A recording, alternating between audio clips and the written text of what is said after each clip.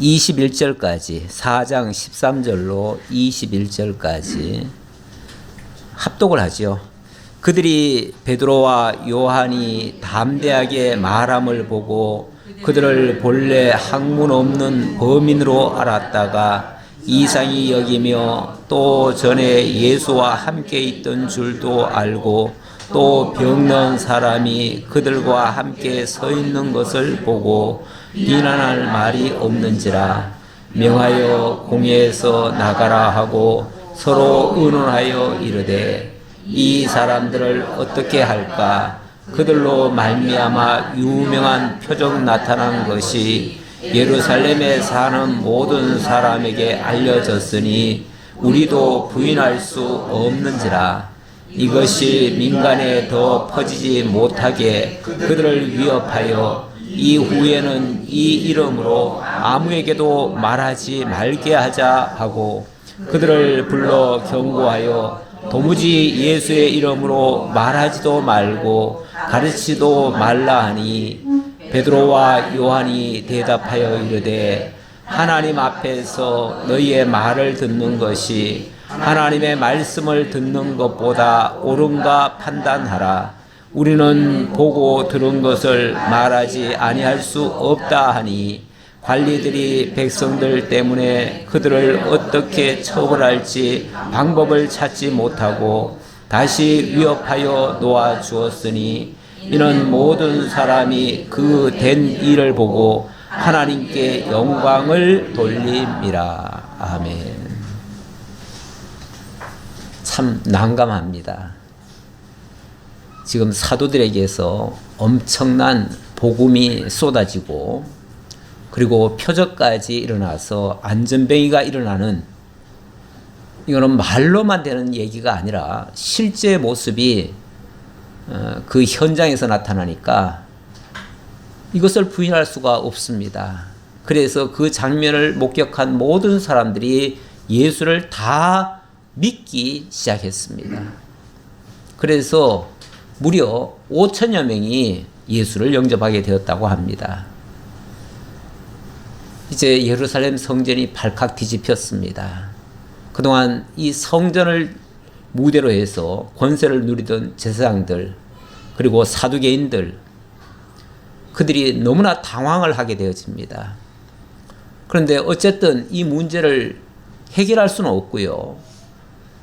어쨌든 이런 일들이 더 이상 퍼지는 것은 막아야 되겠다라고 생각을 해서 일단 사도들을 다 잡아 가뒀습니다. 그래 놓고 공회를 열어서 그들을 신문하기 시작합니다. 도대체 너희들이 무슨 권세와 누구의 이름으로 이 도를 전하느냐? 이렇게 물었지요.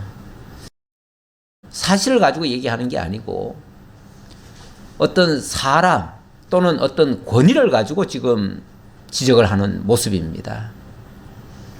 무슨 일을 할 때 상대방을 공격을 못하면요, 그 일을 깨트리지 못하면 그 사람을 공격하는 경우가 있어요. 그 사람을 잡음으로써 그 일을 못하게끔 이렇게 하는 경우가 가끔 있는데, 참 말이 안 되지만 너 도대체 무슨 권세로 이런 일을 하느냐? 네가 이런 일을 할 수 있느냐? 그 말이죠. 이런 일을 할 자격이 있느냐? 이에 베드로가 성령이 충만해서 더욱더 예수 그리스도의 복음을 선포합니다. 너희가 십자가에 못 박은 예수가 부활하셨고 그리고 그 예수의 이름이 이 안전뱅이를 낫게 하여 너희 앞에 지금 서 있다. 이게 팩트 아니냐 그 말이죠. 팩트 아니냐. 그리고 너희들은 그 예수가 건축자들의 버린 돌처럼 쓸모없다고 내버렸지만 그 예수는 성전의 집 모퉁이의 머릿돌이 되었다. 다른 이로서는 구원을 받을 수 없고 천하 사람 중에 구원받을 이름은 이 예수 외에는 없다. 이런 식으로 도리어 복음을 전하게 되어집니다. 이렇게 외치니까 그들은 어떻게 해서든지 그들의 입을 막아야지 뭐 그게 사실이다 아니다 이건 중요한 게 아니에요. 일단 그 입을 틀어막아야 돼요. 그래서 틀어막으려고 온갖 방법을 다 동원합니다. 위협도 해보고요. 엄명을 내려보기도 하고요. 뭐 별짓을 다 해보지요. 근데 이게 안 되죠. 그렇게는 안 되죠. 13절로 22절에 보니까 관원들이 위협을 하는데 사도들은 우리가 보고 들은 대로 말할 수밖에 없다라고 하면서 하는 그런 장면입니다. 13절 다시 볼게요.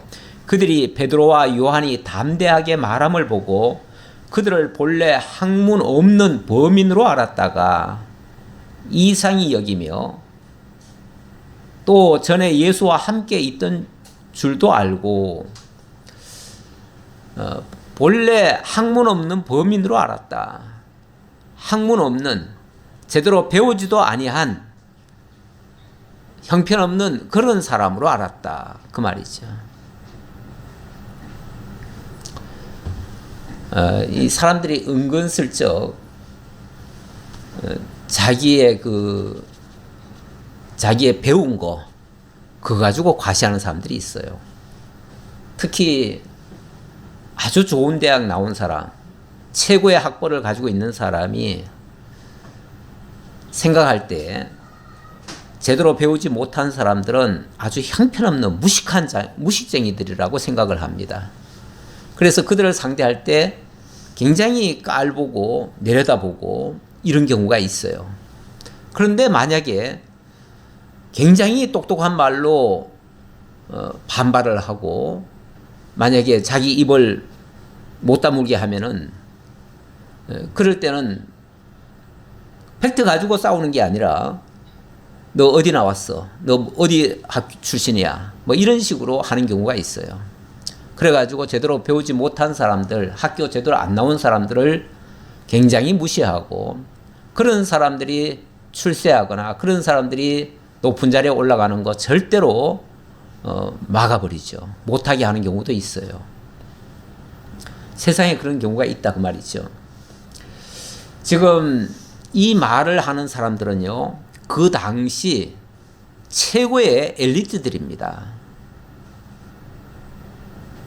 그 나라에서 제일 가는 학교를 나오고 제일 가는 종교 수업을 받고 최고의 지도자 위치에 올라간 사람들이에요.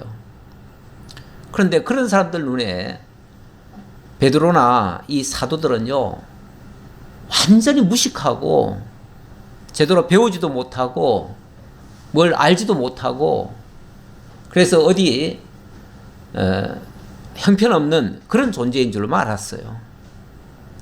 그런데 말하는 거나 그 행동하는 거나 또 그들에서 나타나는 걸 보면 이건 보통 일이 아니에요.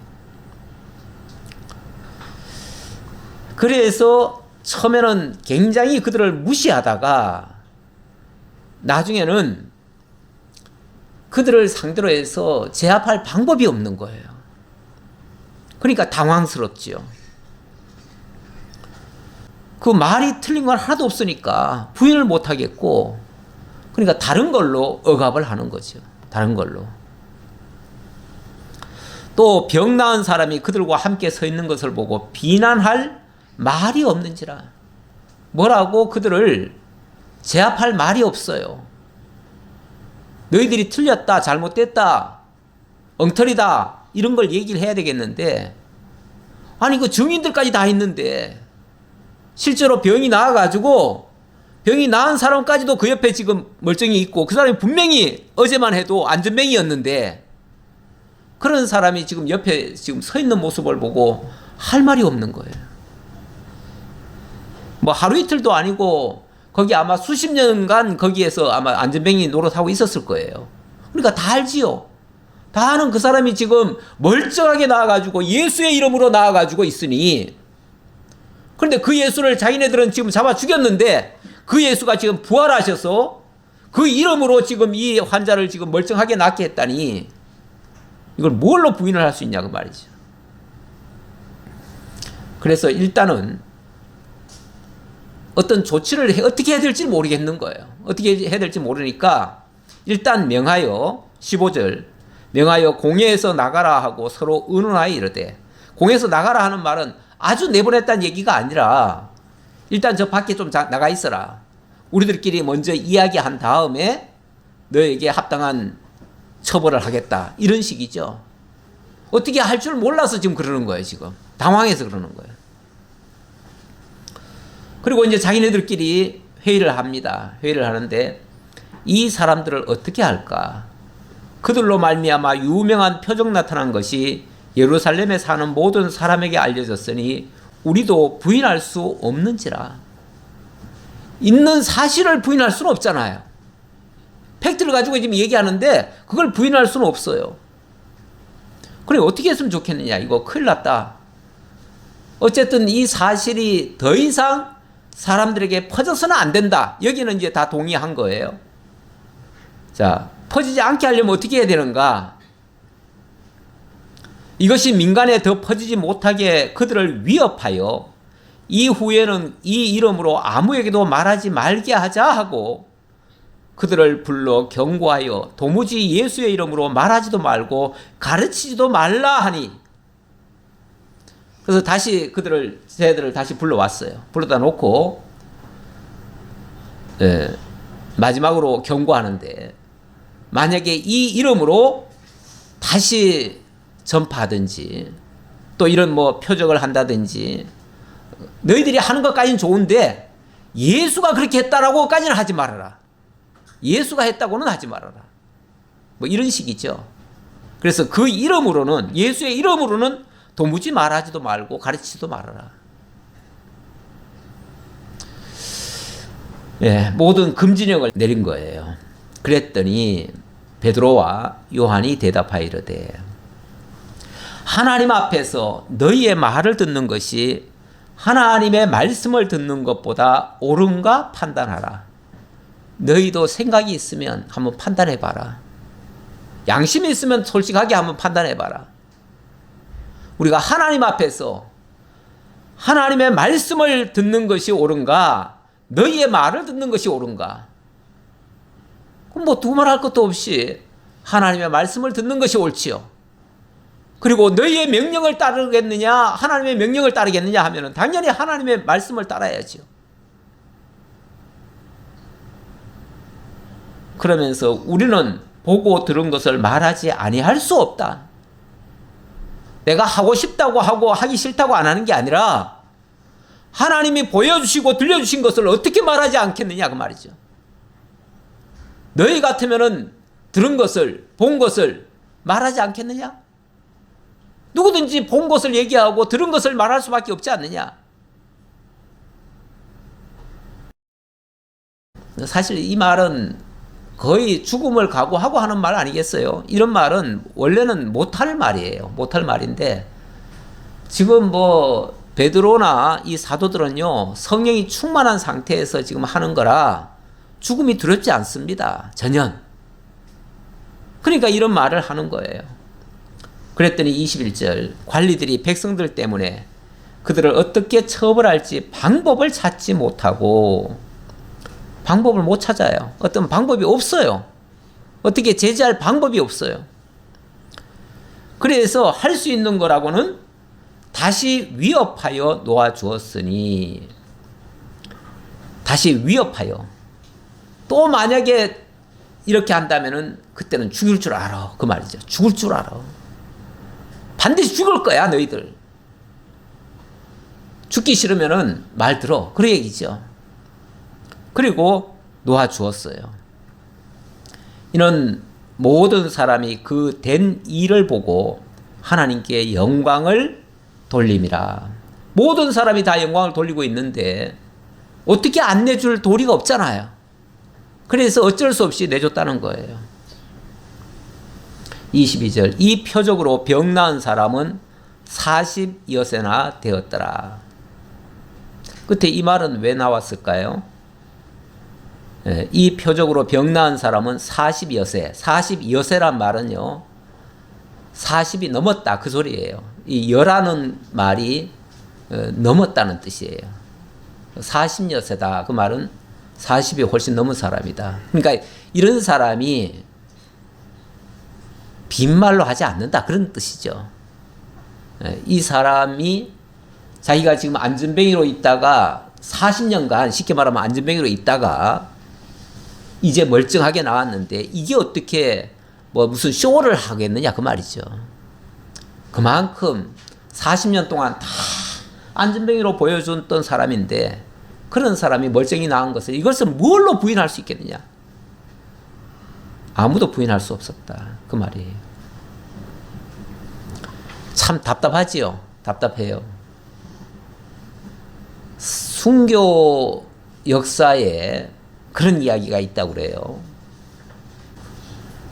어떤 한 사람을 잡아다가 복음을 전하는데 하지 말랬는데 또 전하니까 태장을 때렸어요.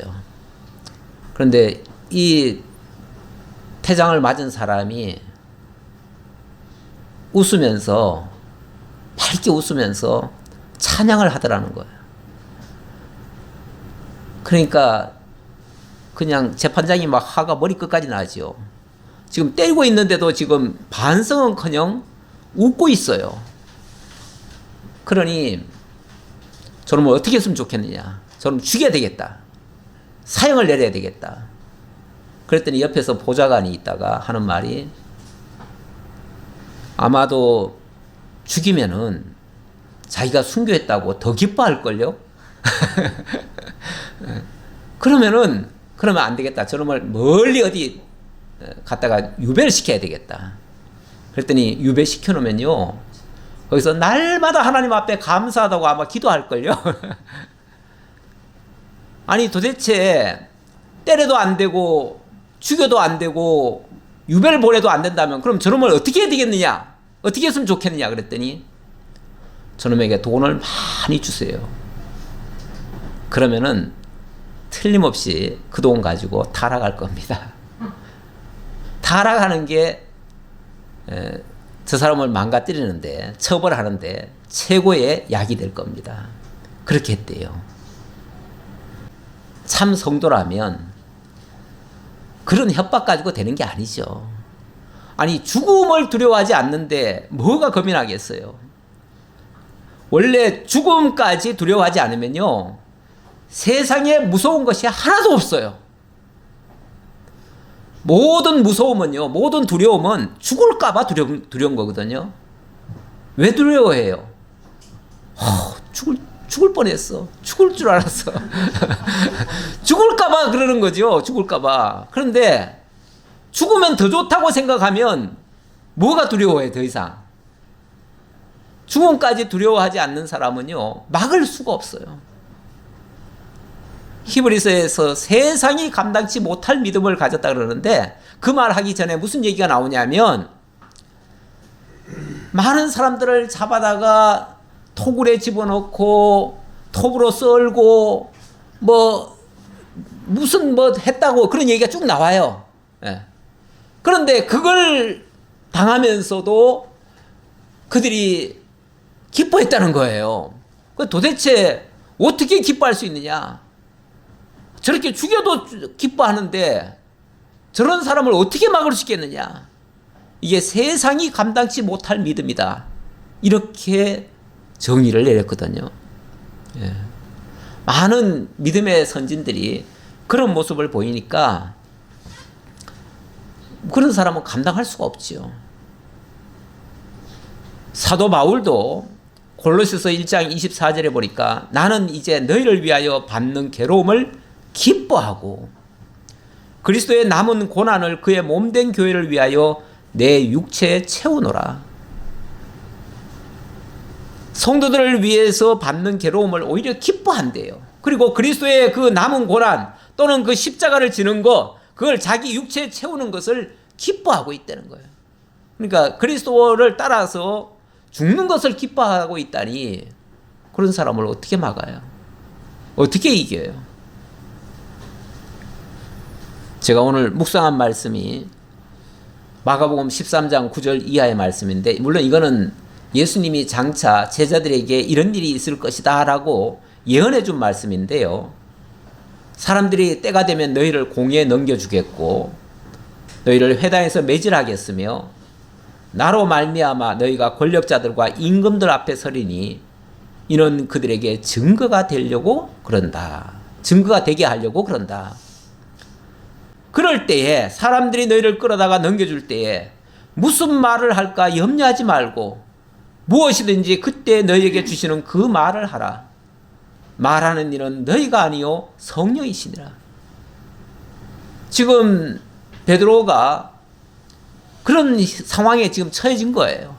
처해졌는데 그들의 입에서 놀라운 이야기가 나오는데 그 말을 베드로가 한 것 같지만 사실은 너희가 한 것이 아니요 성령이 하시는 거다.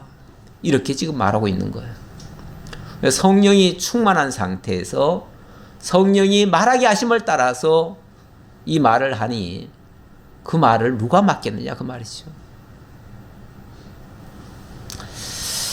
자, 그래 놓고 자 23절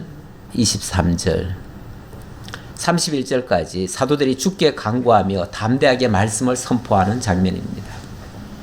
사도들이 노임에 그 동료에게 가서 제사장들과 장로들의 말을 다 알리니 드디어 사도들이 놓였어요. 뭐 더 이상 잡아둘 수가 없어서 어쩔 수 없이 놓아준 거예요. 그들이 듣고 한 마음으로 하나님께 소리를 높여 이르되 대주제여 천지와 바다와 그 가운데 만물을 지으니시오 또 주의 종 우리 조상 다윗의 입을 통하여 성령으로 말씀하시기를. 사도 베드로가 이제 나와가지고 그 교회에 와가지고 그 얘기를 한 거예요. 하니까 그 이야기를 들었던, 그러니까 처음에 베드로가 잡혀갔다는 얘기를 듣고는 사람들이 다 기도하면서 한 마음으로 있었을 거 아니겠어요? 그랬을 때에 그들에게 베드로가 나와가지고 알려주니까 그들이 다 하나님 앞에 찬양을 했다 그 말이죠. 찬양을 했다. 찬양을 할 때에 찬양의 내용이 이렇게 말합니다. 대주제여 천지와 바다와 그 가운데 만물을 지으니시오. 일단은 그 하나님이 어떤 분이신가를 이렇게 설명하는데 대주제라고 얘기를 합니다. 천지와 바다와 그 가운데 있는 모든 만물, 이 모든 것을 다 지으신 대주제시다. 창조주이시면서 섭리하시는 분이시다. 이 모든 역사가 그 대주제께서 하신 것이다. 그런 얘기죠. 그러니까 이 모든 역사를 하신 분이 하나님이시라고 하나님께 영광을 돌리는 말이죠. 그래 놓고 자 이렇게 되어진 것은 하나님의 약속대로 된 것이다 라고 또 찬양을 하는 말씀. 25절 또 주의 종 우리 조상 다윗의 입을 통하여 성령으로 말씀하시기를 어찌하여 열방이 분노하며 족속들이 허사를 경영하였는고. 이거는 시편 2편에 있는 말씀이죠. 시편 2편 있는 말씀. 시편 2편에 한번 제가 읽어드릴게요. 어찌하여 이방 나라들이 분노하며 민족들이 헛된 일을 꾸미는가. 세상의 군왕들이 나서며 관원들이 서로 꾀하여 여호와와 그의 기름 부음 받은 자를 대적하며 우리가 그들의 맨 것을 끊고 그들의 결박을 벗어버리자 하는도다. 그때에 하늘에 계신 이가 웃으시며 주께서 그들을 비웃으시리로다. 이렇게 말을 했어요. 제가 시편 강론할 때 이 말씀 드렸지요. 이것이 메시아에 대한 예언이고 그 예언의 말씀대로 그리스도를 죽이려고 세상 나라들은 다 벌떼같이 몰려가지고 힘을 합해서 예수를 죽이는데 동원됐다. 하지만 그렇게 해서 자기네들이 승리한 줄 알았지만은 하늘에 계신 이가 웃으실 것이다. 비웃으실 것이다. 얼마나 저들이 어리석게 미련한 짓을 했는가. 그때 그 말씀이 바로 그리스도에 대한 예언의 말씀이라고 말씀드렸는데 오늘 본문에도 그렇게 나오네요. 26절 세상의 군왕들이 나서며 관리들이 함께 모여 주와 그의 그리스도를 대적하도다 하신 이로소이다.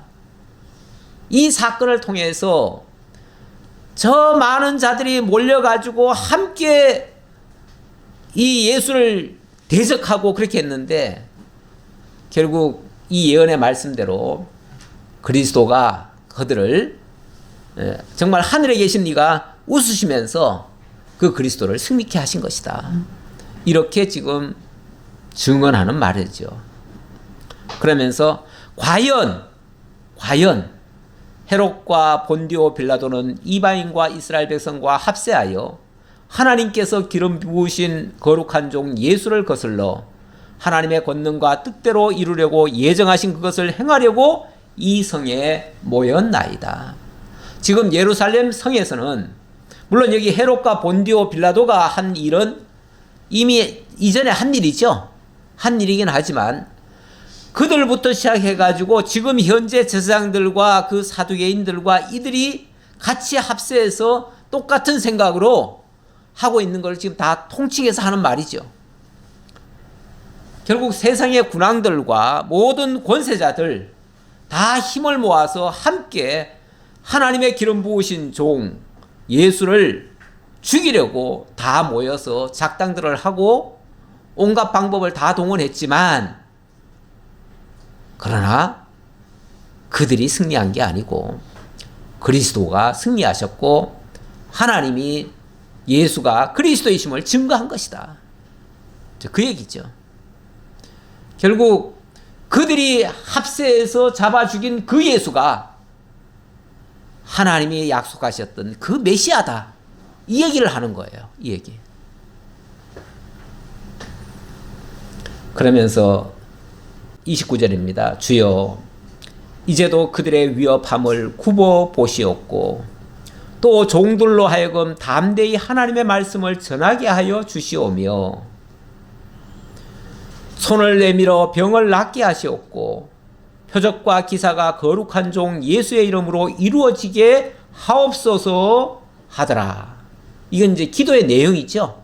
기도의 내용인데 1차적으로는 저들이 아무리 위협하더라도 이미 그들은 하늘에 계신 이가 비웃으시면서 그들을 치셨기 때문에 아무리 그들이 위협하더라도 거기에 굴할 이유는 없지요. 그러니까 그 위협을 극복할 수 있도록 하나님께서 굽어 보시옵고 그런 가운데서도 종들로 하여금 담대히 하나님의 말씀을 전하게 하여 주옵소서.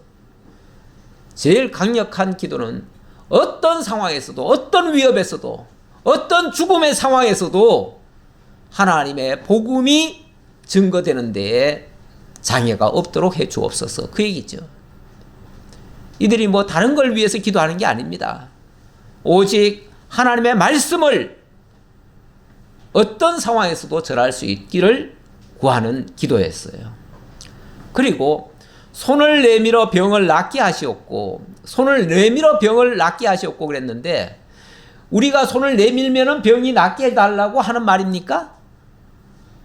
주께서 손을 내밀어서 그러니까 주의 손으로 주의 그 치료의 손길로 하나님이 병자도 낫게 하시고 표적과 기사가 거룩한 종 예수의 이름으로 이루어지게 하옵소서.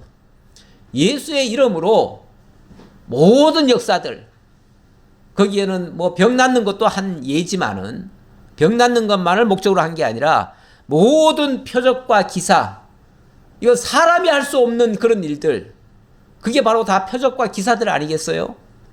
그런 일들이 주의 손으로 말미암아 주의 이름으로 말미암아 이루어지게 하옵소서. 결국 주께서 다 해주옵소서 그런 뜻이죠. 그러면서 빌기를 다하며 자 이렇게 기도를 하기를 마치자. 쉽게 말하면 기도하고 마지막에 아멘 했겠죠. 아멘. 아멘 했더니 갑자기 그 모인 곳이 진동을 하더니 그 뭐 전체가 다 들썩거렸어요. 땅이 막 다 진동을 할 정도였어요. 그러더니 무리가 다 성령이 충만하여 담대히 하나님의 말씀을 전하니라. 그 말씀을 들었던 자들, 함께 기도하던 자들 모두가 다 성령이 충만해서 사실은 그 직전까지 두려워서 다 숨어 있었지 않았겠어요? 다 집안에 지금 머물러 있지 않았겠어요? 그러던 사람들이 그 이야기를 듣고 담대해져 가지고 밖으로 뛰쳐나가서 외치기 시작하는 거죠. 외치기. 그러니까 분명히 이 이름으로 하지 말라 하면은 죽는다, 다음에는 오면 죽는다 했는데 뭐 어찌 보면 죽여라 하는 식으로 그 말을 듣고 오히려 더 담대하게 나간 거죠. 처음에는 사도들만 그렇게 했는데 나중에는 그 말씀을 들은 모든 사람들이 함께 다 나가버린 거죠. 막으면은 더 터져요. 막으면 더 퍼져요. 이걸 어떻게 막을 수 있겠습니까? 막을 수가 없어요. 막을 수가. 자, 결국은 이 모든 것이 하나님의 말씀하신 대로 되어졌고 또 일찍이 다윗을 통해서 예언한 그 말씀 그대로 이루어진 것이다. 그래서 다윗의 시편 2편에 있는 예언의 말씀대로 지금 이런 역사가 일어난 것이다 라고 설명을 한 겁니다. 그러니까 일반 성도들에게까지 이 성령의 역사가 임해서 그들이 또한 담대하게 복음을 전하게 되었고 나중에 이들이 한 지역에 모여 있는 것이 아니라 그 뒤에는 이제 또 핍박의 역사가 있다고 그랬잖아요. 사실 5장으로 넘어가면 핍박의 역사가 시작됩니다. 핍박의 역사가 시작될 때에 그들이 다 예루살렘에 머물러 있는 것이 아니라 다 주변으로 또는 자기네가 원래 있던 곳으로 다 돌아갑니다. 돌아가서 그곳에서 정말 하늘의 미랄처럼 복음의 씨앗이 되어서 그 지역에 교회를 세우고 하나님의 역사를 증거하는 그런 복음의 씨앗 역할을 하게 되어집니다. 이게 지금 하나님이 하시는 복음 증거의 역사예요. 자, 이렇게 해서 32절로 37절에 보니까 이러한 복음 증거의 역사로 말미암아 모든 성도들이 한마음 한뜻으로 교제를 하고 교회를 세워가는 그런 모습이 소개되고 있습니다. 믿는 무리가 한 마음과 한 뜻이 되어 모든 물건을 서로 통용하고 자기 재물을 조금이라도 자기 것이라 하는 이가 하나도 없더라. 이러면 이럴수록 그들이 더욱 단결하게 되어지고 더욱 함께 모이게 되어지고 더욱 힘을 합하게 되어지고 그리고 자기네들이 이제 같이 살게 되니까 마음과 뜻과 힘이 다 하나로 모아지는 겁니다. 그러니까 더 이상 너와 나 남남의 만남이 아니라 이제 한 지체로 생각을 하는 거죠. 지체로 생각을 하니까 지체라고 생각을 하면요 더 이상 네 거 내 거라는 개념이 없습니다. 그렇죠. 우리가 한 가족에는 어떻게 합니까? 가족에는 더 이상 네 거 내 거 하지 않잖아요. 요즘은 보니까 가족들 중에서도 아버지와 아들이 막 재판을 하는데 얼마나 세게 하는지 그리고 사사건건 충돌이 일어나가지고 뭐 경찰을 매일같이 부르고 매일같이 아버지는 아들 살림살이 다 때려부시고 아들은 또 그거 맞겠다고 또 뭐 아버지를 갖다가 또 어떻게 곤란하게 만들고 막 그러는 것을 내가 엊그제 한번 본 적이 있어요. 예. 직접 본 건 아니고 TV에서 본 게 있는데 이거는 뭐 아버지와 아들 간이 원수도 세상에 이런 원수가 없어요. 예. 정말 이런 원수가 없어요. 예. 그런데 뭐 요즘은 이제 그게 이제 말세 징조라고 디모데에서 그 얘기 하지요. 예. 말세 다 이렇게 될 것이다 라고 했는데 사랑이 식어져 가지고 다 그렇게 될 것이다 했는데 아마 그 모습을 지금 보이고 있는 중이고요. 이 초대교회는 그야말로 예수 이름 앞에 모든 성도들이 다 남남이었죠. 얼마 전까지 다 모르던 사람들 아니겠어요? 그런데 그런 사람들이 한 곳에 모여서 정말 하나님의 역사를 보고 그리스도께서 실제로 부활하셨다는 그 사실을 알고 이제 정말 하나님의 나라로 이루어질 것이라고 하는 이 사실을 깨달으니까 더 이상 남남이 아니고 남남이 모여서 함께 무슨 일을 이루어가는 공동체가 아니라 그야말로 그리스도 예수 안에서 하나님의 다 자녀들이다. 다 하나님의 한 지체가 된 거죠. 하나님의 권속이라 그러죠. 하나님의 권속이라. 권속이 됐다는 것을 아니까 더 이상 네 거 내 거 따지지 않아요. 그래서 모든 물건을 서로 통용하고 그 안에 있는 것은 다 통용을 합니다. 통용을. 함께 쓴다 그 말이죠. 그리고 자기 재물도 조금이라도 자기 것이라 하는 이가 없더라. 더 이상 네 거 내 거 안 따지더라 그 말이죠. 요즘은 얼마나 각박한지. 뭐 어느 하청 직원이 일을 하다가 배가 고파서 냉장고에서 초코파이 하나 하고 카스테라인가 뭔가 하나를 먹었는데 돈으로 따지면 1,050원인가 그렇대요. 그거 먹었다고 고발이 돼가지고 지금 재판하고 있는 중이잖아요. 요즘도 재판하고 있어요. 예. 이런 시대입니다. 아니 직원이 일하는 사람이 물론 거기에 본 직원은 아니죠. 하청 직원이니까. 그래도 하청 직원이라도 똑같은 일을 하면은 그 회사 직원이나 같지 않나요? 그 회사 직원들 먹으라고 냉장고에 넣어놓은 걸 왜 하청 직원이 먹었냐 이거예요. 예. 그걸 가지고 고발을 해가지고 재판을 다 하고 있고 언젠가는 또 뭐 버스 기사가 그 100원짜리 하나 받은 거 따로 돈 준 거 가지고 커피를 사 먹었대요. 그렇게 사 먹은 게 쌓여가지고 한 800원 됐대요.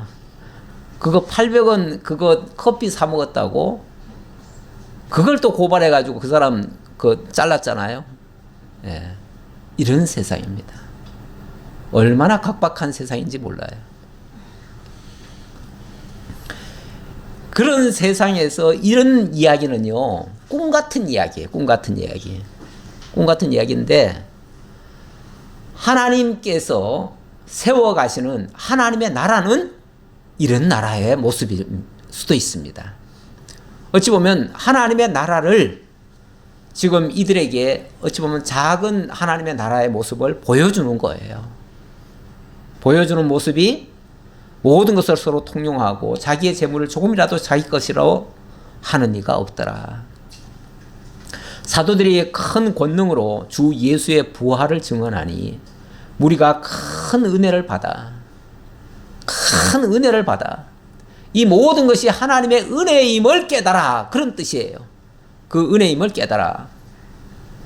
그 중에 가난한 사람이 없으니 이는 밭과 집 있는 자는 팔아 그 판 것의 값을 가져다가 사도들의 발 앞에 두매 그들이 각 사람의 필요를 따라 나누어 줌이라. 더 이상 그 안에는 가난한 자가 없었다. 뭐 처음에는 가난한 자도 있었겠죠. 부자도 있었을 테고요. 그런데 부자들이 자기네 재산을 다 가져다가 자기네 모든 소유를 다 가져다가 그래가지고 같이 내놓고는 같이 먹으니까 더 이상 가난한 사람이 없는 거예요. 다 같이 공유하니까. 그렇죠. 공유하면은 더 이상 가난한 자가 없지요. 부자도 없고 가난한 자도 없는 거예요. 그렇게 해서 정말 아름다운 그런 지체의 모습이 초대교회에 나타나게 되어집니다. 나타나게 되어지는데 이게 너무 이상적이다 보니까 야 이렇게 하면 좋겠다 해가지고 오늘날도 이렇게 하려는 시도를 하는 곳이 있지요. 이게 만약에 정치적으로 하는 거라면 사상적으로 이렇게 하는 거라면 그게 뭐예요? 그게 공산주의예요. 공산주의가 뭐예요? 다 같이 그 재산을 같이 쓰자는 거잖아요. 같이 누리고 같이 쓰자는 거잖아요. 함께 하자는 거잖아요. 그러니까 그 이상은 굉장히 좋아 보이긴 한데 만약에 오늘날 그대로 하겠다 그러면은 공산주의가 될 수도 있어요. 그래서 실제로 공산주의를 처음에 주창한 사람이 이런 말씀을 가지고 이용을 했다는 말도 있어요. 내가 정확한 근거는 아닌데 그래서 공산주의가 여기서 나왔다라는 그런 말도 있어요. 만약에 오늘날 이걸 그대로 하자고 하면 실제로 그렇게 될 수도 있어요. 그리고 가끔 교회들이, 제가 지난번에도 한번 예를 들어봤지만은, 교회들 중에서도 일부가 그렇게 하자는 데가 있어요. 그래가지고 재산들 다 팔아가지고 교회 공동체, 그들은 뭐 교회 공동체라고 하더라고요. 공동체 안으로 들어오라고. 그래가지고 집단초를 만들어 놓고 그렇게 살게 하잖아요. 그러면 그 안에서 지상천국처럼 그 안에서는 더 이상의 차별 없이 모두가 다 똑같이 누리며 살게 될 것이다 하는데, 실제로는 어떻죠?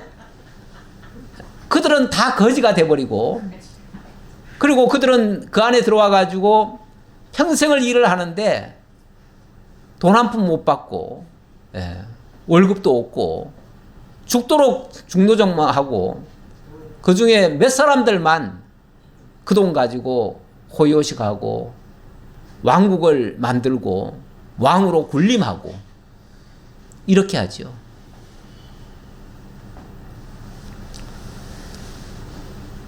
그러니까 이런 것을 잘못 이용하면은 그게 이단이 되는 거예요. 이단이 돼가지고 결국은 자기네들의 부와 영광을 누리는데 도구로 쓰는 거죠. 방편으로 쓰고 성도들을 이용하고.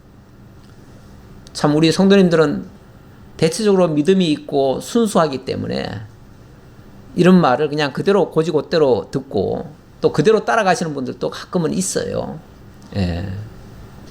있어요. 그러니까 거기에 빠진 사람은요, 아깝지 않아요.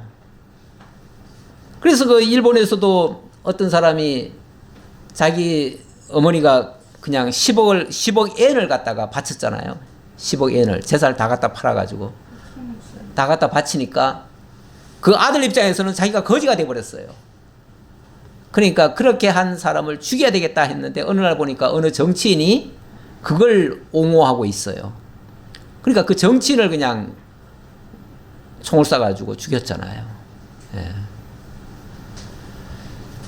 그런 예가 많이 있습니다. 많이 있는데 이거는 그걸 오해해서 한 말이고요. 자, 36절 볼까요?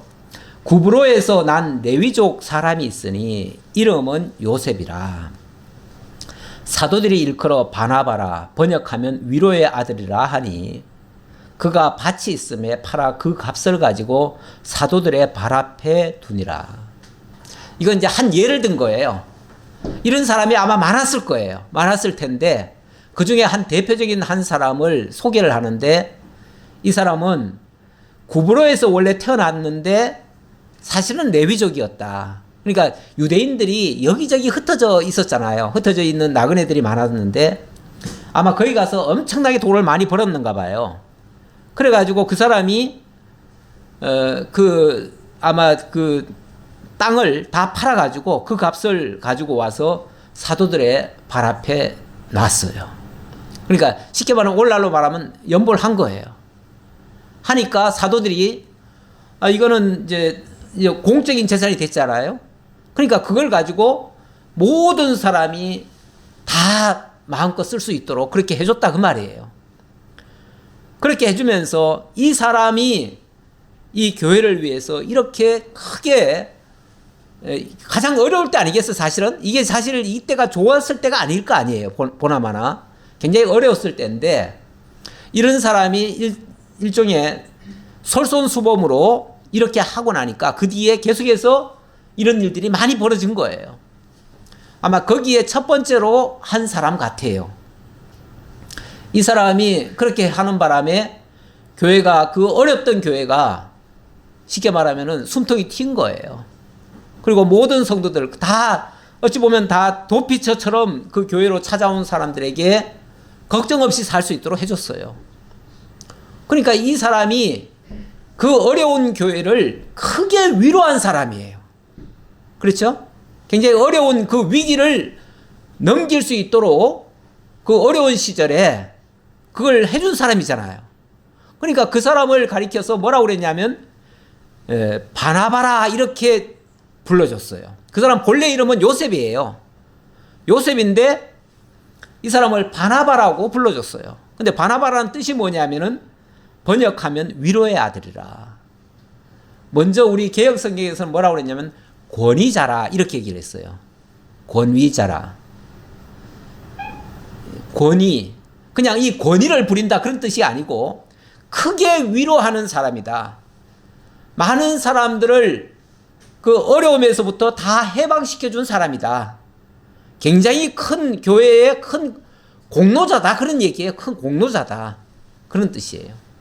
그러니까 쉽게 말하면 교회가 높여준 거예요. 그렇죠? 그 사람을 인정한 거죠. 높여줬다기보다는 인정을 한 거예요. 인정을 해서 이 사람이 정말 교회의 큰 위로자가 되었다라고 높여줬어요. 높여준 꼴이죠. 그렇죠? 근데 제가 그런 말씀 드렸잖아요. 칭찬에는 화가 있을 수가 있다고요. 예. 그 뒤에 가보면은 이것 때문에 또 부작용도 또 납니다. 나요. 그거는 이제 5장에 나가서 설명드리니까 오늘은 말씀 못 드리고요. 그런데 어쨌든 이렇게 한 것은 매우 잘한 거죠. 이게 잘못한 건 아니죠. 어쨌든 이렇게 연보를 한 사람 입장에서는 이게 뭐 일부러 시킨 것도 아니고 누가 강요한 게 아니잖아요. 그리고 자발적인 연보로 교회를 세워가는 일에 크게 공헌을 했어요. 이 사람이 한 그 연보 자체는 너무나 귀한 거예요. 교회를 세우는 일에 마음과 뜻과 힘을 다한 거예요. 그렇지 않겠어요? 아니, 우리 바꿔놓고 생각해 보면 자기 집, 땅 아마 다 팔아서 가져왔는지 모르겠어요.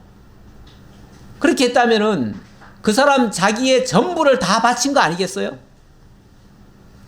얼마나 귀한 일이에요.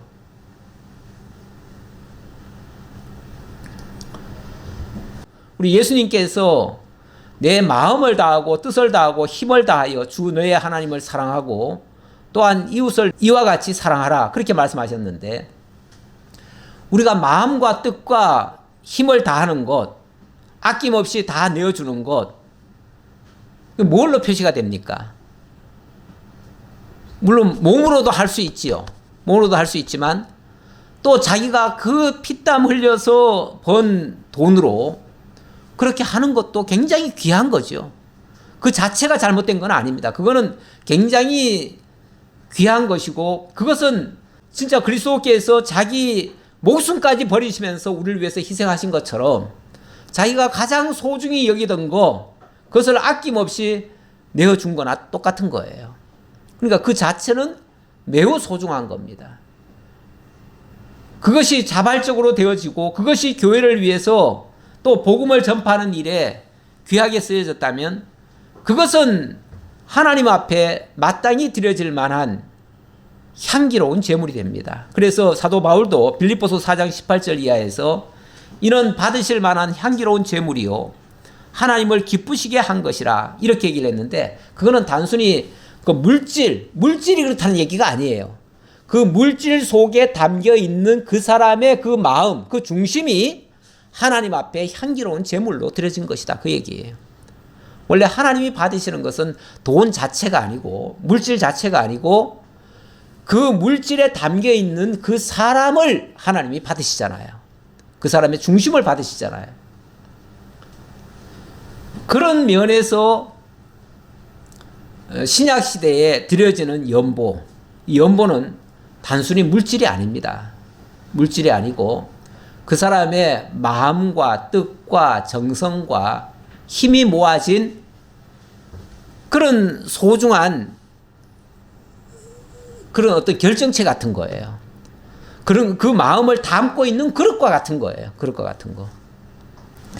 그 마리아가 그 향유를 부었잖아요. 그 향유가 어찌 보면 그 사람의 전 재산 같은 거예요. 가장 소중한 것이고 가장 귀한 것으로 어찌 보면 갑옷처럼 여기고 있던 건데 예수님을 위해서 그걸 내어놓잖아요.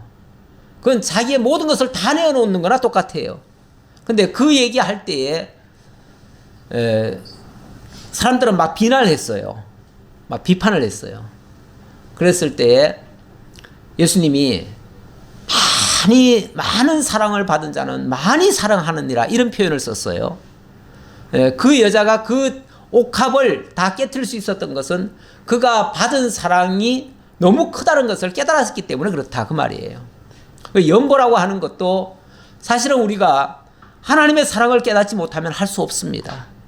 하나님이 나를 위해서 이렇게 희생하셨다는 사실을 깨닫지 못하면 못하는 겁니다. 왜냐하면 물질이라고 하는 것이 우리가 사실 그 물질을 얻을 때 얼마나 많은 희생이 들어갔습니까? 얼마나 많은 피땀이 흘려졌습니까? 그게 아까워서도 못 내놓는 거예요. 그런데 그보다 더 큰 가치를 발견했을 때는 이게 아깝지 않은 거죠. 그렇죠? 더 참된 가치를 느꼈을 때만이 연보가 가능한 겁니다. 그러니까 연보라고 하는 것이 단순히 물질 차원이 아니라 그 사람의 그 마음이 거기 담겨 있는 거기 때문에 사실 하나님 앞에 그 사람이 믿음이 있는지 없는지 솔직히 우리는 잘 모릅니다. 잘 모르는데 그 사람이 연보를 하는 걸 보면 그 사람의 믿음이 있다는 것도 증명이 되는 거예요. 왜 그러냐면 마음 없이는 연보가 안 되기 때문에 그래요. 그러니까 마음을 가장 잘 표현할 수 있는 것이 가장 귀한 거, 가장 아끼는 거, 소중하다고 생각하는 것을 하는 거잖아요. 그러니까 그게 그만큼 가치 있는 것이라는 거죠. 우리 하나님은 그 마음 중심을 받으시는데 바로 이 바나바는요, 그런 마음을 지금 하나님께 드린 거예요. 그 마음이 이 사람으로 하여금 정말 큰 믿음을 갖게 만들고 이 사람이 나중에 바나바가 초대교회를 세우는 일에 크게 공헌을 합니다. 그리고 나중에는 자기의 그 희생 정신을 동원해가지고 사도 바울을 청거를 합니다. 그리고 사도 바울과 함께 복음을 전하는 일에 직접 또 나섭니다. 그래가지고 사도 바울이 있는 곳에 바나바도 함께 한 겁니다. 그래서 바나바가 없는 바울은 없습니다. 다시 말하면 바울이 선교 역사에 가장 큰 공헌을 했다고 하지만 바나바가 없었다면 바울도 없는 겁니다. 그런 의미에서 바나바의 이 연보는 크게 교회를 세우기도 했고 선교가 가능하기도 했다. 하나님의 큰 역사를 만들어내기도 했다. 그래서 매우 소중하다. 그런 차원으로 말씀을 드리겠습니다. 기도하겠습니다. 감사합니다, 하나님. 하나님의 하시는 일, 때로는 어렵고 힘들고 사람으로서는 할 수 없다고 생각하는 그것을 하나님이 하게 하셔서 결국 하나님의 영광을 보여주시고 하나님의 능력을 찬양하게 하시오니 감사드립니다. 초대교회 세워지는 과정에 참으로 많은 시련과 역경, 환난과 핍박, 또 협박 같은 것들도 있었지만은 그러나 그 모든 것을 믿음으로 극복하고 또 성도들의 그 연보로 말미암아 교회가 아름답게 세워지고 그로 말미암아 하나님의 교회가 전 세계로 퍼져나가는 이 놀라운 역사가 일어났습니다. 이 선한 일에 저희들도 깨닫고 함께 참여하게 하시려고 또 오늘도 연보한 손길 드렸습니다. 드려진 연보 하나님 나라 위에 소중히 쓰여지고 그로 말미암아 주의 복음이 이 땅에서도 활발하게 전파될 수 있도록 역사하시옵소서. 모든 영광 주님께 돌리옵고 예수 그리스도의 이름으로 기도하옵나이다. 아멘.